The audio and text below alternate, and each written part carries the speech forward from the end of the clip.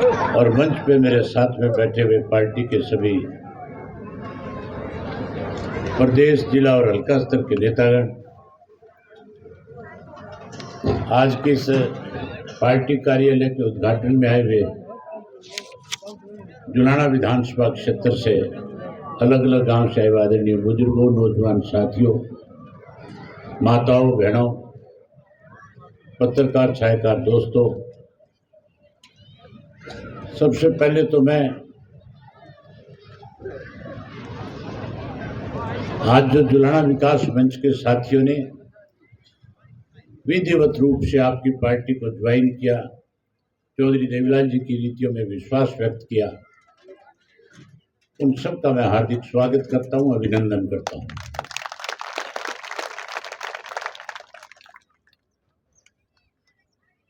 साथियों, मेरे से पहले जो साथी बोलने वाले थे उन्होंने आज के हालात पे बड़े विस्तार से आपके बीच में चर्चा करी। देश में किस किस्म के हालात हैं, प्रदेश किन परिस्थितियों से गुजर रहा है, हमारे सामने क्या क्या दिक्कत और कठिनाई है, इन सब बातों को खुल करके मेरे सब साथियों ने आपके बीच में बताया। अगर मैं उन्हीं बातों को दोहराऊंगा तो फिर लंबा समय लगेगा। आप भी काफी देर से बैठे हो, मेरा भी आगे एक और कार्यक्रम में मुझे भी जाना है।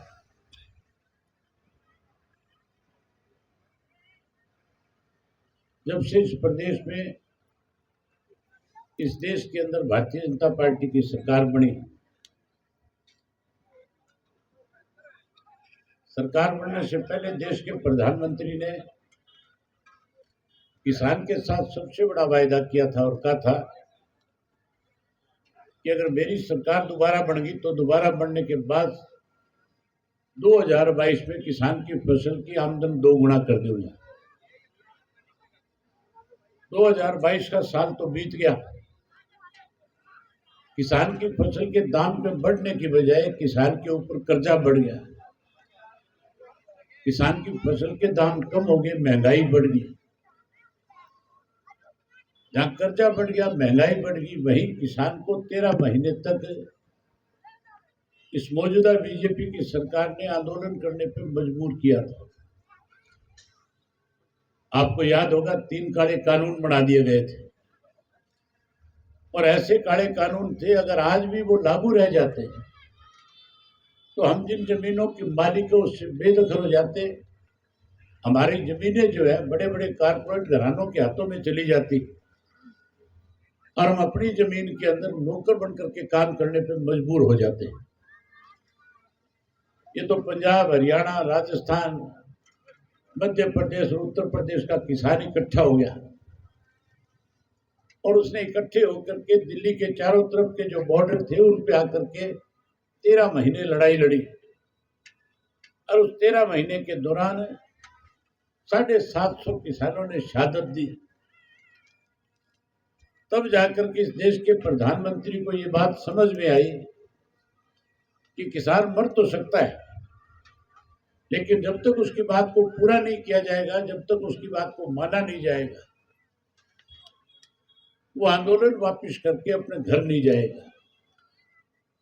आखिर मजबूर होकर के 13 महीने के बाद देश के प्रधानमंत्री को किसान से माफी मांगनी पड़ी, तीनों काले कानून वापस लेने पड़े।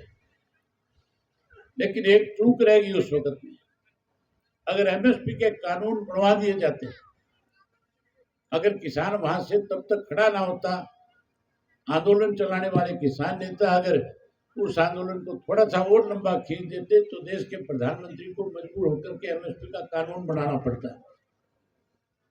एमएसपी का कानून बना नहीं, और कानून नहीं बनने की वजह से आज हमारे सामने फिर वही दिक्कत है। जब हम अपनी फसल बाजार में बेचने जाते हैं तो जो फसल का भाव है, दाम है, वो हमें नहीं मिलता। उसकी वजह से किसान आज भी कहीं ना कहीं दिक्कत और कठिनाई में है। जहां साथियों सरकार बनने के बाद किसान की फसल के दाम कम हुए, वही महंगाई बढ़ गई, भ्रष्टाचार बढ़ गया, कानून व्यवस्था खत्म हो गई, नशा बढ़ गया, अपराध बढ़ गया। और हमारे देश का प्रधानमंत्री, प्रदेश का मुख्यमंत्री लोगों को सुविधाएं प्रदान करने की बजाय रोजाना इस किस्म की योजनाएं बनाते हैं जिससे आम आदमी रोज परेशान हो, दुखी हो। आज ऐसे हालात है, जब बिजाई का समय आता है, किसान खाद लेने बाजार में जाता है या सोसाइटी में जाता है तो हमें डीएपी खाद नहीं मिलता।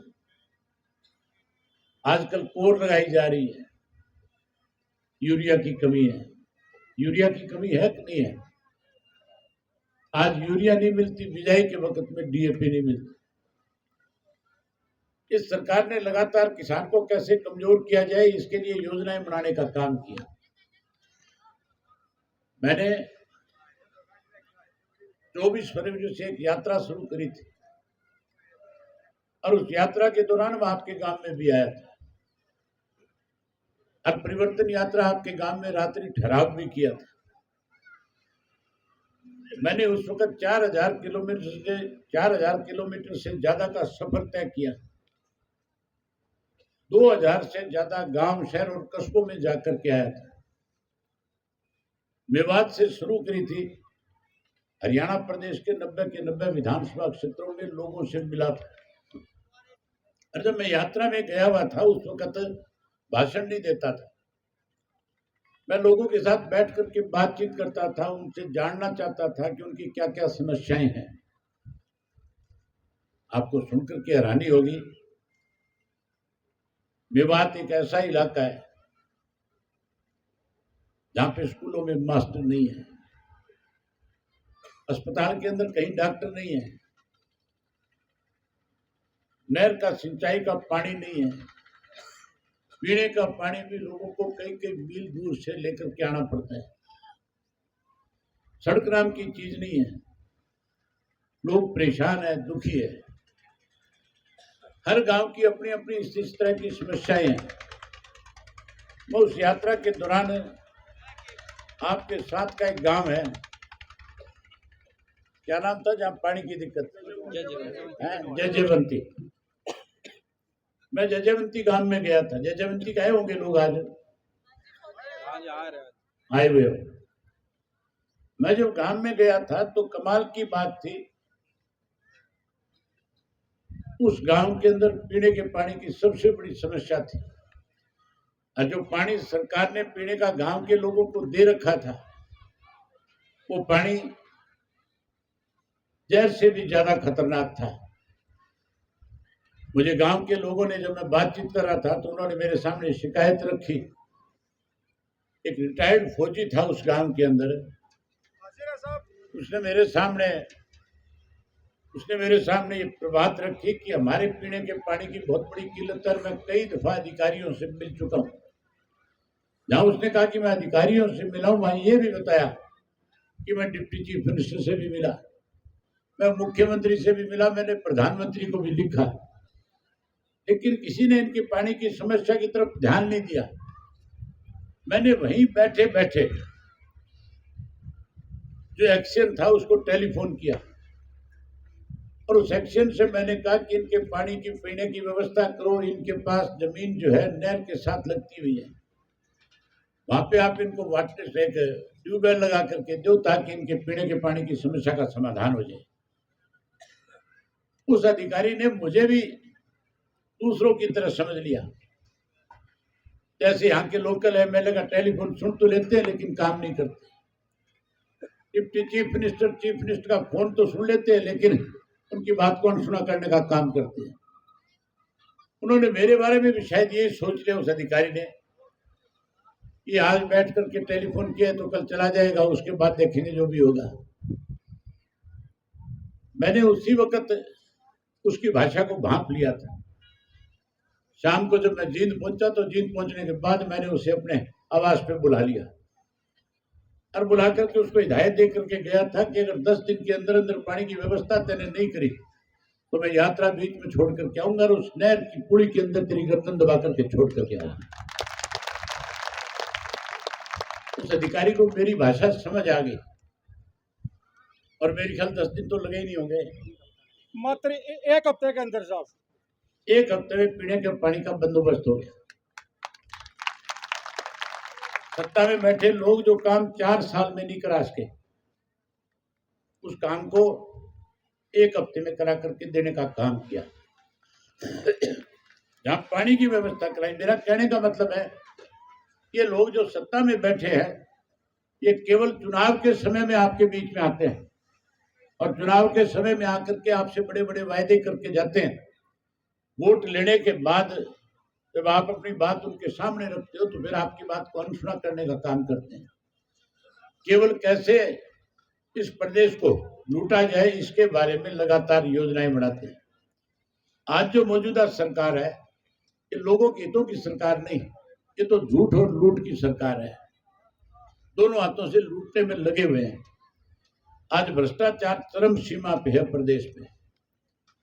आज किसी भी व्यक्ति से अगर जाकर के आप पूछते हो, जिन लोगों ने बड़े बड़े वायदे आपके बीच में किए थे, जो कहते थे पेंशन 5100 रुपए करा देंगे, और जो ये कहते थे कि किसान जब फसल बेचने जाएगा 200 रुपया बोनस के रूप में देंगे, अनेक इस किस्म के वायदे किए थे। जो ये कहते थे 75% पढ़े लिखे बच्चों को रोजगार और नौकरी देने का काम करेंगे। जुलाना के लोगों ने उन पर विश्वास किया, भरोसा किया और आपने यहां से उनकी पार्टी का एमएलए बना दिया। जो ये कहते थे कि हम भाजपा को सत्ता से दूर कर देंगे, आपने उन लोगों पे विश्वास करके उनको जिताया। जिताने के बाद उन लोगों ने सबसे पहले भाजपा की गोद में बैठ करके जिन लोगों को सत्ता से बाहर प्रदेश के लोगों ने किया, उनकी सत्ता बनाने का काम किया। आज उसी का खामियाजा हमें भुगतना पड़ रहा है। अगर हम उस वक्त ये गलती ना करते तो फिर मान करके चलो आज भारतीय जनता पार्टी प्रदेश में सत्ता में नहीं होती। आज फिर सत्ता आपकी होती, आप ताकत आपकी होती। लेकिन साथियों, अब फिर चुनाव का समय नजदीक आ रहा है। जिन लोगों ने आपके बीच में कहा था 5100 कराएंगे, वो तो 5100 नहीं करा सके, लेकिन चौधरी ओम प्रकाश चौटाला जी ने कैथल की रैली के अंदर लोगों के साथ वायदा किया और कहा था कि अगर इंडियन नेशनल लोकदल पार्टी को आप सत्ता में लेकर के आओगे तो सत्ता में आने के बाद पहली कदम से, जैसे चौधरी देवीलाल ने हरियाणा प्रदेश के लोगों के लिए पेंशन बनाई थी, उसी तरह पहली कदम के साथ उस पेंशन को बढ़ाने का काम करेंगे। 7500 रुपया महीने की पेंशन करके आपको देने का काम करेंगे। जहां पेंशन आपको 7500 रुपया महीना देंगे, वहीं चौटाला साहब ने पढ़े लिखे नौजवान से वायदा किया है। पहले भी चौटाला साहब का जब राज था, उस वक्त आपके इलाके के बच्चों को रोजगार और नौकरी मिली थी कि नहीं मिली थी? कोई गांव ऐसा नहीं होगा जुलाना विधानसभा क्षेत्र का जिस गांव से 5, 10, 15, 20 बच्चे नौकरी ना लगे हों। हर गांव से लगे थे। अब की बार फिर तुम इंडियन नेशनल लोकदल पार्टी को जिताने का काम करना, ताकि सरकार बनने के बाद हम हरियाणा प्रदेश के हर पढ़े लिखे नौजवान बच्चे को रोजगार और नौकरी देने का काम कर सके। हम बच्चों को नौकरी देंगे, रोजगार देंगे। आज ऐसी हालत मैंने प्रदेश के अंदर देखी कि जिस हरियाणा प्रदेश का बच्चा अपने गांव में माँ बाप के साथ रह करके अपनी कमाई करता था, अपने माँ बाप की सेवा करता था, अपने प्रदेश का नाम आगे बढ़ाता था, आज वो नौजवान बच्चे मायूस होकर के गांव छोड़ करके, प्रदेश छोड़ करके, देश छोड़ करके विदेश जाने लग गए। कोई गांव ऐसा नहीं है जिस गांव से 20, 30, 50, 100 बच्चे विदेशों में ना गए। मैंने कुछ गांव तो ऐसे भी देखे हैं जिनमें 18 वर्ष की आयु से बड़ी उम्र का कोई भी नौजवान बच्चा जो आज गांव में नहीं है, विदेश में, कोई अमेरिका बैठा है, कोई ऑस्ट्रेलिया में बैठा है, कोई कनाडा में बैठा है, कोई यूरोप में बैठा है। हम इस तरह की व्यवस्था करके देंगे कि जो विदेश हमारे बच्चे गए जमीनें बेच बेच करके, वो विदेश छोड़ करके वापस अपने गांव में आएंगे और अपने गांव में आकर के अपना रोजगार करेंगे, अपनी नौकरी करेंगे और अपने माँ बाप के साथ रह करके उनकी सेवा करने का काम करेंगे। जहाँ ऐसी व्यवस्था करेंगे, वहीं उसके साथ साथ जो बच्चा रोजगार नहीं प्राप्त कर पाएगा, हम उसे मायूस नहीं होने देंगे। हम उस बच्चे को भी पहले जैसे चौधरी ओम प्रकाश चौटाला जी ने 2000 से 2005 के दौरान 11,000 रुपया बेरोजगारी भत्ता दिया था, अब की बार उसको बढ़ाएंगे, 21,000 रुपया बेरोजगारी भत्ता देकर के उसका मान सम्मान करेंगे। वहीं उसके साथ साथ इस यात्रा के दौरान मुझे एक चीज देखने को मिली थी। मैं फ्रेंड गांव से नरवाना विधानसभा क्षेत्र में यात्रा कर रहा था और फ्रेंड गांव से सच्चा खेड़ा गांव की तरफ जा रहा था। जब सच्चा खेड़ा गांव की तरफ जा रहा था तो फ्रेंड गांव के अंदर मुझे 25-30 माताएं जो बुजुर्ग थी वो एक दरवाजे के सामने खड़ी हुई रही। मैं गया, उनसे राम राम करी, उन्होंने मेरा सिर चुटकारा। मैंने उनसे पूछा, मैं कहा वहां पे बाकी तो सारे गांव की माताएं बहनें आई थी, आप क्यों नहीं आई? वो मुझे कहने लगी सावन का महीना था कि हम तो सत्संग कर रही थी। मैंने उनसे पूछा आपके गांव में सत्संग भवन है? मैंने कहा सरकार ने कोई ऐसी जगह आपको बना करके दे रखी है जिसमें बैठ करके आप सत्संग कर सको? वो कहने लगी नहीं, परेशान है, कभी इस दरवाजे में बैठती है, कभी किसी दूसरे में जाती है, कभी कोई दरख्तों के नीचे बैठ करके करती है। मैंने उसी वक्त यह फैसला कर लिया था कि अगर इंडियन नेशनल लोकदल पार्टी को इस प्रदेश में सत्ता में लाने का काम अगर किया लोगों ने, तो फिर इन माताओं के लिए भी हर गांव के अंदर एक एक सत्संग भवन बनाने का काम करें, ताकि ये भी आराम से अपना बैठ करके राम का नाम ले सके, ये भी परेशान ना हो। जहां इनके लिए सत्संग भवन बनाएंगे, वही नरेंद्र मोदी जी ने कहा था कि मेरी सरकार बनने के बाद मैं ईंधन खत्म कर दूंगा, लकड़ी के चूल्हे खत्म कर दूंगा, गैस के सिलेंडर, गैस के चूल्हे मुफ्त में दे दूंगा। गैस का सिलेंडर मुफ्त में देने की बजाय 275 वाले सिलेंडर की कीमत बढ़ा करके 1200 रुपए कर दी। सिलेंडर महंगा कर दिया कि नहीं कर दिया? और जब सिलेंडर भरवाने की बात करती हो तो विवाद होता है कि नहीं होता है घर में? तब दिक्कत आती है। आप राज बनाओ, महिलाएं राज बनाने में बहुत बड़ी जिम्मेवारी निभा सकती है। जैसे ही आप राज बना दोगी, राज बनने के बाद महीने की पहली तारीख को आपके घर में सरकार की तरफ से गैस का सिलेंडर मुफ्त में आएगा। जहां गैस का सिलेंडर आपको मुफ्त देंगे, वहीं उसके साथ साथ चौटाला साहब का फैसला है कि हर माता के खाते में जो गृहिणी है, घर की जो रसोई चलाने का काम करती है, उसको उसका रसोई का खर्च किसी से मांगना ना पड़े, उसके लिए 1100 रुपए अलग से आपको हर महीने आपके खाते में डालने का काम करेंगे। जहां आपको ये सारी सुख सुविधाएं प्रदान करेंगे। वही मैंने इस यात्रा के दौरान एक चीज बहुत नजदीक से देखी, लोग बिजली से बहुत परेशान हैं, बिजली के बिल बहुत ज्यादा आते हैं। जो बिल 200, 300, 500 रुपए आता था वो बढ़ करके 5-5 हजार रुपया हो गया। जहां बिजली के बिलों से परेशान है, वहीं उसके साथ साथ बिजली के छापों से भी परेशान है। सुबह 4 बजे 3 बजे बिजली वाले लोगों के घरों की छतों पे चढ़ जाते हैं, जाकर के छापे मारते हैं, लाख 2-2 लाख रुपया जुर्माना लगाते हैं, परेशान करते हैं। ये परेशानी है कि नहीं है तुम्हारे सामने? और इस सरकार ने तो लोगों को परेशान करने के लिए जो मीटर घरों के अंदर लगे हुए थे वो बाहर लगा दिए, और बाहर ऐसे मीटर लगा दिए। मलिक साहब अभी बता रहे थे, मुझे यात्रा के दौरान लोगों ने बहुत खुल करके बताया कि ये मीटर ऐसे हैं जो धूप से भी चलते हैं, और कई लोगों ने तो यहां तक भी कहा कि धूप से नहीं, ये कोई कलडी घूंट होके कि इनके पास जाकर के मार दे तो भी मीटर चल पड़ेगा। आप राज बनाओ, जैसे आप अपना राज बना लोगे 2024 के अंदर इंडियन नेशनल लोकदल पार्टी सत्ता में आएगी, मीटर पड़वा करके मनोहर लाल खट्टर के घर भिजवा देंगे। जहां ये मीटर पड़वाएंगे, वहीं उसके साथ साथ ऐसे नए मीटर आपके घरों में लगा करके देंगे जिनकी गरारी 500 पे आके फंस जाएगी, किसी का 500 से फालतू एक पैसा बिल का नहीं आएगा। मैं उम्मीद करूंगा कि आप लोग जो है, आप तो सदा चौधरी देवीलाल जी के एक इशारे के ऊपर कुचाना का तो एक मतदाता जो है, जिसको भी उम्मीदवार बना करके भेज देते, उसको जिता करके भेजने का काम करते थे। अब की बार भी जिसको भी इंडियन नेशनल लोकदल पार्टी की तरफ से चौटाला साहब उम्मीदवार बना करके भेजेंगे, आप उसको जिताने का काम करोगे, जिता दोगे। जुलाना जीत सारा ही ऐसा ही है रे, सारा जीत एक आवाज पे मरने वाला है। तो मैं उम्मीद करूंगा कि अब की बार जिसको उम्मीदवार बना करके भेजे उसको जिताने का काम करोगे।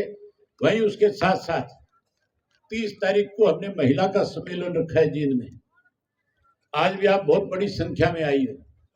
मैं 30 तारीख का आपको अभी से निमंत्रण देकर के जाता हूं कि 30 तारीख को भी आप बड़ी संख्या में दिन के 11 बजे अनाज मंडी के अंदर रखेंगे महिला सम्मेलन, और उसमें बड़ी संख्या में आओगी।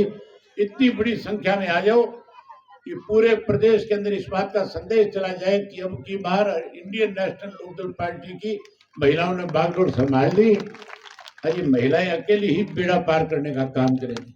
यही बात आपसे करने आया था। आप सबने मेरी बात सुनी, आप सबका बहुत धन्यवाद। जय हिंद, जय हरियाणा।